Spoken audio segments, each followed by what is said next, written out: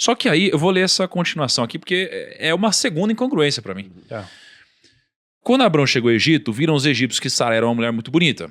Era o medo dele. Vendo-a, os homens da corte do faraó a elogiaram diante do faraó. E ela foi levada ao seu palácio. Olha que humilhante.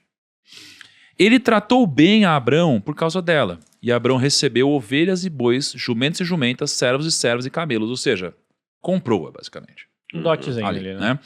Mas agora que vem a incongruência para mim. Mas o Senhor puniu o faraó e sua corte com graves doenças, por causa de Sarai, mulher de Abrão. Por isso o faraó mandou chamar Abrão e disse: "O que você fez comigo? Por que não me falou que ela era sua mulher? Por que disse que era sua irmã? Foi por isso que eu a tomei para ser minha mulher. Aí está sua mulher, tome-a e vá." A seguir o faraó deu ordens para que providenciassem o necessário para que Abrão partisse com sua mulher e com tudo que possuía. Ou seja, o cara fez algo que, ao meu ver, é o oposto da fé em Deus, naquele momento ali. E eu entendo ele ter um perdão espiritual, mas eu não entendo ele não ter uma consequência material. Tá? O Abrão, né? Abrão. E aí ele sai de lá, tendo cometido, ao meu ver, mundano aqui, um erro, mais rico do que ele chegou. Mas tem um... Eu não sei se... E abençoado pelo faraó ali. Eu não sei onde está isso, mas não tem uma parte da história que Deus fala com o faraó num sonho? Nossa, é José. Esse é o José. Não, é porque Foi José. a história... Foi a história de José. A história de José? Foi a história de José. Tá bom. Mas, pensei que era nesse. Mas a pergunta dele procede. Aparentemente, qual foi a punição de Deus, ou a repreensão de Deus? Vou te dar duas punições. É quase como se ele parabenizasse ele pelo erro. E não foi. Abraão aqui demonstrou uma fraqueza de caráter feia. Por quê? Eu posso dar um exemplo lá da frente só para voltar, mas eu preciso desse exemplo. Na frente nós vamos falar que vai ter uma batalha envolvendo os reis de Sodoma e Gomorra. Tá. E primeiro me dá esse spoiler, o sobrinho de Abraão vai ser preso. Abraão vai juntar 318 homens da sua casa, guerreiros, e vai atrás dos sequestradores de Ló, junto com outros reis. Ele rebenta com aqueles reis lá, e quando ele vence a batalha, e ele foi o principal vencedor da batalha, os outros reis, que incluíam os reis de Sodoma e Gomorra, falaram: Abraão, a maior parte do espólio de guerra é seu. Abraão falou assim: não, eu não quero nenhum espólio de guerra para que vocês não falem que vocês me enriqueceram, porque a minha riqueza tem que vir de Deus. Ali ele acertou. Olha que interessante, lá ele não aceitou a riqueza que veio dos outros reis. Ele teve nobreza. Aqui ele aceitou a riqueza que veio de Faraó por um erro que era dele. Percebeu o contraste? Então essa riqueza a mais que ele ganhou de Faraó aqui foi maldita. E foi tão maldita que duas coisas aconteceram um pouco tempo depois. Uma séria briga em família dele com Ló. E por que foi? Vocês sabem disso.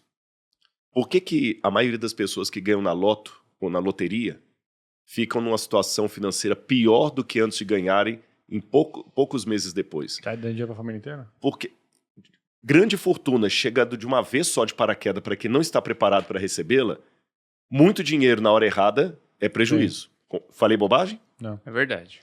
Tá certo? Se você não tiver estrutura para crescer e de uma hora para outra você transforma a sua empresa de 20 para 40, você não estava preparado para aquilo. Você vai ter problemas administrativos. Abraão teve a empresa dele, crescida de maneira exponencial, de um modo errado, com uma origem escusa e num tempo errado. O que gerou em pouco tempo? Briga de Ló, dos pastores de Ló com os dele. Não tem paz para todo mundo aqui. Desentendimento em família. Segundo problema que Abraão teve, ele ganhou muitas coisas do Egito. Provavelmente, foi aqui que ele ganhou uma serva chamada Agar. Ave Maria. Porque Agar era egípcia. De onde que veio essa serva egípcia que foi dada para Sara? Caraca, cara. Então ele também teve a sua punição. Cara, que loucura. Eu não tinha pensado. Agar pode ter vindo aqui. Sim. Deixa eu continuar essa reflexão até com essa parte da história da frente. A gente volta e depois eu continuo aqui. Desculpa eu ter dado esses uploads aí, mas que... Não, é incrível. Eu tava, assim... Quando você fala Nossa, esse da Agar foi forte. Quem que é hein? Agar? Então, eu Calma, tô nessa ainda. a gente já Não chega é lá. Agar daquele do desenho animado, não, viu? Nossa. Não tem o Viking lá, que tem o Agar. Sim. né? Mas olha só, eu vou avançar e voltar também pra gente ter uma discussão Meu aqui. Deus do céu, a gente tá no... No The Dark. É Dark, né? The Dark. Dark. Tá Dark. Não, cara, é o seguinte. Tô imaginando que assim, quando o faraó, que tem o posto de faraó, resolve honrar alguém, ele honra. Uhum. Não é, toma aqui uma moedinha. Não. Ele honra. Sim. Né? E aqui tá dizendo assim, ó. Ele tratou bem Abrão por causa dela. E Abrão recebeu ovelhas e bois, jumentos e jumentas, servos e servas e camelos. Beleza? Comprou a moça aí. Basicamente. Só que a Bíblia tá dizendo o seguinte. Eu tô falando isso só porque ele tem um conflito com Ló. Uhum. A Bíblia diz que Abrão era muito rico em ouro, prata e gado. Tá. Ló era muito rico em tendas, rebanhos e gado. Aí eu fui pesquisar a definição de gado e rebanho. Sim, porque aparentemente é a mesma coisa. A definição de gado ela é restrita a bovinos. E rebanho pode se referir a Caprinos. todos os conjuntos de animais. Quando a gente pesquisa aqui que Abrão recebeu ovelhas, bois e jumentos e camelos, o único que é bovino aqui são os bois. Então, quando a gente fala de ovelhas, jumentos e camelos, eles se enquadrariam Rebanhos. em rebanhos. Uhum. E quem era rico em rebanhos era Ló. Então eu fico me questionando se de alguma forma, olhando até um pouco para a característica de Abrão, que me parece que deveria ter algum problema com crença de merecimento, por exemplo, a esposa, quando ele recebe, não, você recebe mais dinheiro, ele, não, o tempo todo assim. Será que de alguma forma, nesse momento, ele não faz a mesma coisa e repassa uma parte desses bens a Ló, e Ló, em parte, enriquece por causa disso? É possível. É possível. Lembrando que esses bens que ele receberam não foram bens da promessa de Deus. Porque Deus falou assim, eu vou te abençoar. Você vai ficar rico. Cada vez mais rico. Agora, se Deus hoje chamasse um Abraão aqui hoje, falasse assim, olha, eu vou te abençoar, você vai ficar rico, cada vez mais rico. Aí esse camarada vai seguindo os sinais de Deus, ele vem, ele conhece os métodos do PrimoCast, ele começa a fazer uma coisa, começa a dar bem. E você sabe, quando você vai galgando degraus financeiros, começam a vir também propostas indecentes. Aí um belo dia vem, sei lá, um político corrupto e oferece para ele aí uma grande soma de dinheiro. Se ele cair e pegar, financeiramente ele vai ficar mais rico ainda. Mas é um dinheiro maldito, que ele vai trazer problema para ele. Então, toda a bênção que Deus ia dar para ele não envolvia receber dinheiro de Faraó para quase prostituir a esposa dele. Sim.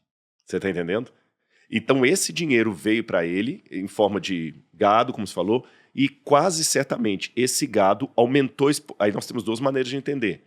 Ou esse gado aumentou exponencialmente o rebanho dele, a ponto que Ló se sentiu ameaçado, começou briga dos pastores de Ló com ele, ou ele pode ter passado uma parte para Ló, por que não, como você falou, também é possível. Acho que as duas hipóteses não são excludentes, e de novo gerou um problema. É aquele negócio, nós estamos aqui crescendo, somos sócios, estamos fazendo uma, sei lá, uma parceria com o Uber. Nós temos Uber, nós alugamos o carro para a pessoa, ele faz o Uber, paga diária para a gente, tá certo? Beleza. E nós temos lá o nosso pátio. Aí eu tenho lá 10 carros no pátio, o Thiago tem 10 carros.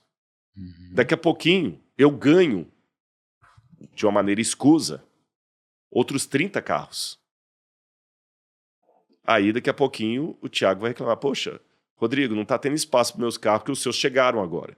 Ou eu até passo parte dos meus carros para ele na segunda hipótese. Mas o pátio que nós temos é pequeno. Aí começa a ter briga. Olha, a gente tem que comprar um segundo pátio, mas nós não temos dinheiro para isso agora. Mas e os carros que você foi ganhando? Aí começou um problema de falta de harmonia na família. E por pouco, aí sim ele foi sábio, no caso de Ló, mas por pouco ele perde tudo.